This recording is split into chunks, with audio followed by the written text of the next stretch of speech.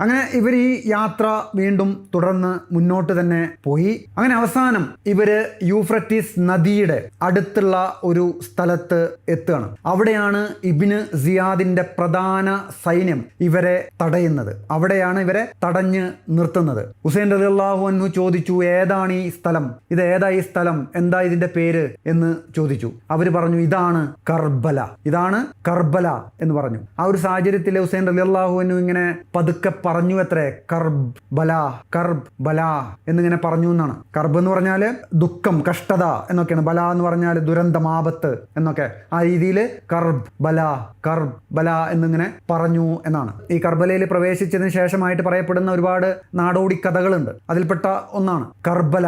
അവിടെയാണ് ആ ഒരു വലിയ സൈന്യം ഹുസൈൻ റളിയല്ലാഹു അൻഹുവിനെ തടയുന്നത്. ഇതിൽ രസം എന്താന്ന് വെച്ചാൽ, ഈ ഹുസൈൻ റളിയല്ലാഹു അൻഹുവിനെ എഴുത്തെഴുതി കൂഫയിലേക്ക് ക്ഷണിച്ച ആ കൂട്ടത്തിൽപ്പെട്ട കുറെ ആളുകൾ ഈ ഇബ്നു സിയാദിന്റെ ഈ ഒരു സൈന്യത്തിൽ ഉണ്ടായിരുന്നു എന്നാണ് പറയുന്നത്.